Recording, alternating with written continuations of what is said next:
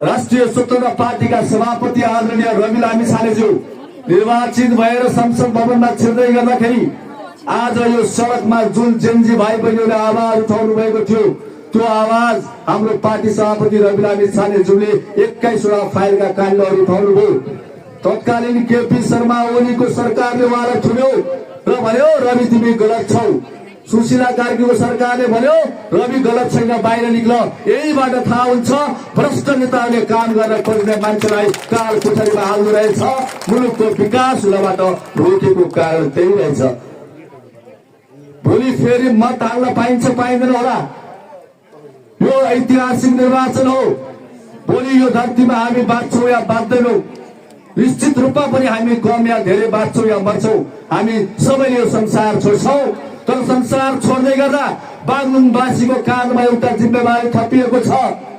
राष्ट्रिय स्वतन्त्र पार्टीको उम्मेद्वार सुशील खड्काको चुनाव चिन्ह घण्टीमा मत हालेका कारण 10 वर्षपछि मेरो देश आज समृद्ध बन्यो भनेर स्वर्गबाट हेर्न पाउने इतिहास रच्ने मोडमा तपाईहरु हुनुहुन्छ। यो सुनाउन अवसरलाई बागलुङवासीले कहिले पनि गुमाउनु हुन्न भन्ने हामीलाई लागिरहेको छ। आज भन्दा 50 वर्ष अगाडि दक्षिण कोरिया भन्ने एउटा देशमा भोकमरी लागेको बेला मेरो देश तपाईको देश नेपालले 50,000 मेट्रिक टन गहुँ अनुदान सहयोग गरेर त्यहाँका जनतालाई खुवाएको देश हो। आज 50 वर्ष पछाडि तपाई हाम्रा दिदीबहिनीहरू टाउको फुटालेर पासपोर्ट लिएर लाइनमा बसेर त्यो देशमा आफ्नो पसिना बेच्न तयार छन्।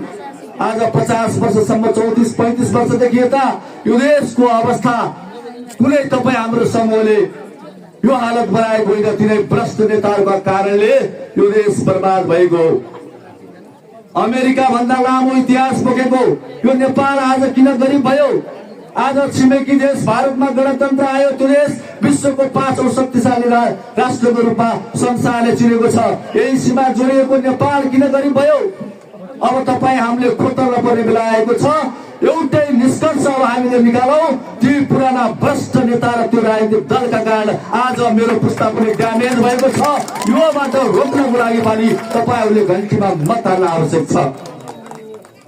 यो जेएनजी आन्दोलनपछि मैले एउटा पत्रिकामा पढेको थिएँ, गोर्खामा पढाउने एउटा शिक्षकले राम्रो पढाए बापत उहाँ रिटायर हुने बेलामा विद्यार्थी भाइ बहिनीहरूले अभिभावकहरूले आफ्नो खाना खर्च कटौती गरेर हेलिकप्टर चार्टर गरेर त्यो शिक्षकलाई सम्मानका साथ आफ्नो घरसम्म पठाउनु भयो।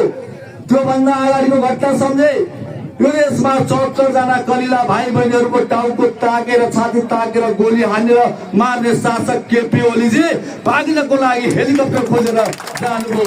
यही फरक हो, जनताले राम्रो काम गर्न मूल्याङ्कन गर्छ, नराम्रो काम गर्नलाई खेद्छ। अहिले यता गर्दा हामीले सुनिरहेका छौं निर्वाचन हुन्छ या हुन्न। पुराना राजनीतिक दलका नेताहरूले भनिरहनु भएको छ यो निर्वाचन हुँदैन। उहाँलाई पत्रकारहरूले सोध्छ निर्वाचन किन हुँदैन? उहाँहरूको उत्तर आउँछ लोकतन्त्र मासिन्छ। यो लोकतन्त्र मासिन्छ भनेर चुनाव रोक्न खोजिरहेका होइनन्।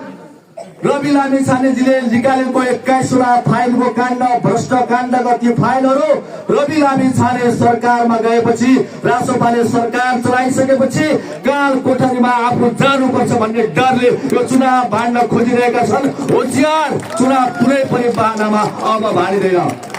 अब नेपाली जनताहरू सचेत छन्, चुनाव भाड्ने पक्षमा अब नेपाली जनताहरू जाँदैनन्। यो चुनावमा तपाईहरूले घण्टीलाई मत हाल्नु होला, आफ्नो छिमेकीलाई भन्नु होला। कसैले मत माग्दा घण्टीलाई किन हाल्ने भन्दा तपाईले एउटै प्रश्न दिनु होला। सुशासनका पक्षमा राष्ट्रिय स्वतन्त्र पार्टी छ, भ्रष्टहरूका विरुद्धमा स्वतन्त्र पार्टी छ। यो देशको निर्माण गर्ने स्पष्ट खालका राष्ट्रिय स्वतन्त्र पार्टीलाई छ। तपाईहरूले भन्न नभुल्नु होला। यो भन्दै गर्न भन्दिनु होला पश्चिमको निर्मला पन्त बलात्कार पछि हत्या गरियो। राजनीतिक दलको आडमा आसे पासे गुण्डाहरूले अहिले पनि संरक्षण लिएर हिँडेका छन्। भोलि अर्को निर्मला पन्त बलात्कार पछि हत्या नहोस् भन्नेका लागि पनि घण्टीमा मत हाल्न जरुरी छ। तपाईले मतदाताहरूलाई यो कुरा बुझाउनको लागि अनुरोध गर्दछु। अर्को कोही युवा तन्नेरीले भन्ला म घण्टीलाई मत हाल्दिन, त्यो युवा तन्नेरी साथीलाई भन्नु होला जिउँदै भट्टीमा मान्छे पोल्नेहरूको शासन फाल्नका लागि पनि घन्टीमा मत हाल्न जरुरी छ। तिमी पनि मान्छे हौ, तिमी पनि नेपाली हौ, त्यसैले घन्टीलाई भोट हाल भन्न नचुक्नु होला। कोही कांग्रेसका साथीहरू आउनु होला, भन्नु होला हामी यसपालि घन्टीलाई मत हाल्दैनौँ, उहाँलाई कन्भिन्स गर्नु होला। तपाईँले भन्नु होला म जस्तै एउटा देशको नागरिकलाई भुटानी बनाएर देशबाट बेसीहरूका विरुद्धमा पनि तपाईँले घन्टीमा मत हाल्नुपर्छ भनेर सम्झाउनु होला। कोही एमालेको साथी आउनु होला, भन्नु होला हाम्रो चुनाव चिन्ह सूर्यमा मत हाल, हामी यो देशको समृद्धि गर्छौँ। तपाईँले त्यो बेला भन्नु होला एउटा गिरीबन्धु टीको जग्गा नछोड्ने तिम्रा कमरेडहरू, त्यसका विरुद्धमा पनि तपाईँले घन्टीमा मत हाल्नुपर्छ भनेर त्यो मतदातालाई तपाईँले सम्झाउनु होला। म यहाँलाई निवेदन गर्न चाहन्छु, हाम्रो सुशील खड्का जस्तै धेरै पार्टीका उम्मेदवारहरू हुनुहुन्छ। राष्ट्रिय स्वतन्त्र पार्टी सुशासनमा विश्वास गर्छ, हामीहरू तडक भडकमा विश्वास गर्दैनौँ। चुनावको दौरानमा सबै उम्मेदवारहरू तपाईँका घरमा मत माग्न आउनुहुन्छ, त्यो बेला तपाईँले भन्नु होला कमरेड केपी ओलीको चुनाव चिन्ह सूर्य लिएर आउने साथीले मत माग्दा मुसुक्क हाँसेर तपाईँले फिर्कामा राखेर भन्नुहोस् बालुवाटारको जग्गा हुकुमवासी नेताले सुकुमवासी भए भनेर दर्ता गर्ने, सुकुमवासीको रगतमा होली खेल्ने तिम्रो पार्टीलाई अब मत हाल्दैन भनेर हाँसेर जवाफ दिनु होला। चुनाव चिन्ह रूप लिएर आउनुहुन्छ, हाँसेर भन्नु होला करोडौं रुपियाँ 3 दिन घर जल्दा लाग्यो, पैसा जल्न 6 दिन लाग्ने पार्टी त्यही पनि एआईले बनाएको भएर झुट्टो प्रचार गरेर हामी मत हाल्दैनौँ, त्यसैले यसपालिको मत हामीले घन्टीमा हाल्छौँ भन्नु होला। चित्रबहादुरजीको पार्टी यो ठाउँबाट पटक पटक जितेको छ। चित्रबहादुर पार्टीजीको पनि चुनाव चिन्ह गिलास लिएर तपाईँका बीचमा मत माग्न आउनु होला। यो देशमा 17,000 मान्छे मारेर मेरा दिदी बहिनीहरूलाई विधवा बनाउने, तिम्रा बन्दुकको कुञ्जाले हानेको मेरो दाइको ढाडको डाम अझै मेकिएको छैन। सिंगल लड्ने हिम्मत नभएर चुनाव चिन्ह तारासँग सहकार्य गर्ने गिलासलाई पनि मत हाल्दैनौ। तिमीलाई मत हालेको कारण आज मेरो देश, मेरो यो ठाउँ उजाड भएको छ। तपाईँले त्यो उत्तर दिन नबिर्सनु होला। हेर्नुहोस्, मुलुक सङ्कट अवस्थामा छ। यो लडाई भनेको महाभारतको युद्धको लडाई जस्तै हो। यो ठाउँ धार्मिक ठाउँ पनि हो। एउटा महाभारतको केही कुरा यहाँलाई जोड्न चाहन्छु। कुरुक्षेत्रको मैदानमा कृष्ण सारथी भएर अर्जुन रथमा बसेर गाण्डीव धनु लिएर जानुभयो र युद्धको आम्ने सामने हुँदा अर्जुन कामेर आफ्नो गाण्डीव धनु तल राख्नुभयो र कृष्णलाई भन्नुभयो महाराज म यो युद्ध गर्न सक्दिनँ। कृष्णले अर्जुनलाई भने तिमी यो युद्ध लड्नै पर्छ। अर्जुनले भने अगाडि मेरा गुरु द्रोणाचार्यहरू देखेको छु, मेरो भीष्म पितामहहरू देखेको छु। दुर्योधन नै भए पनि ऊ दुश्मनै भए पनि ऊ मेरो आफ्नो रगतसँग जोडिएको दाजुभाइको नाता छ। म यी आफ्ना नातेदारहरूसँग युद्ध लड्न सक्दिनँ।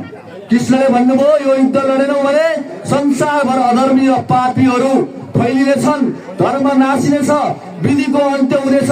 त्यसैले तिमी यो युद्ध लड्नुपर्छ भने पश्चात अर्जुन युद्ध लडे, पापी र दुश्मनहरूलाई हराए र संसारमा शान्तिको ध्वनि फैलाए। अहिलेको निर्वाचन पनि भ्रष्टहरूका विरुद्धमा पापीहरूका विरुद्धको निर्वाचन हो। त्यसैले यो निर्वाचनमा प्रत्येक नागरिकले भाग लिनुपर्छ र चुनाव चिन्ह घन्टीमा मत हाल्नुपर्छ र हाम्रा योग्य उम्मेद्वार सुशील खड्का लगायतका समानुपातिक उम्मेद्वारहरूलाई जिताउनुपर्छ। त्यसैले यो महत्वपूर्ण निर्वाचन हो। आदरणीय बागलुङवासी बुवा दाजुभाइ तथा दिदीबहिनीहरू, इतिहासले अब कसैलाई छोड्दैन। इतिहासको पाइ हिसाब नेपाली जनताले गर्छन्।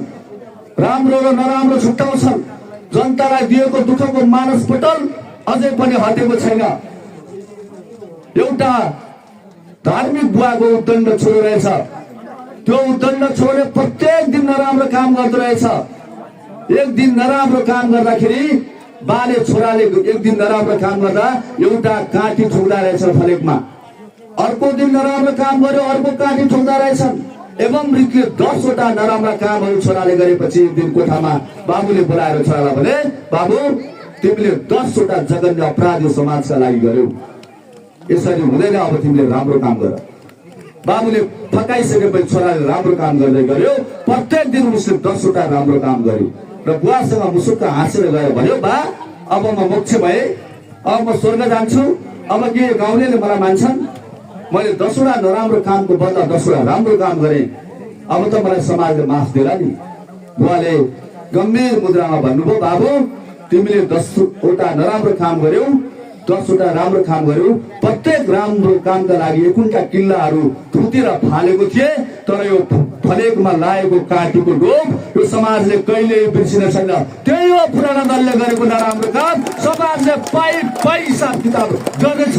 जुन दिन राष्ट्रिय स्वतन्त्र पार्टी सरकारमा जान्छ, विधिको शासनको सुरुवात गर्छ, देश दिने भ्रष्टहरू सायद यो देश छोड्छन् या जेलमा हुन्छन्। भ्रष्टहरूको समूल नष्ट गर्नको निम्ति पनि आसन्न फागुन 21 गते बागलुङवासीले चुनाव चिन्ह घन्टीमा मतदान गरेर हाम्रा योग्य उम्मेदवारलाई विजयी गराउनुहुनेछ भन्ने अग्रिम शुभकामना व्यक्त गर्दै बिदा हुन्छु।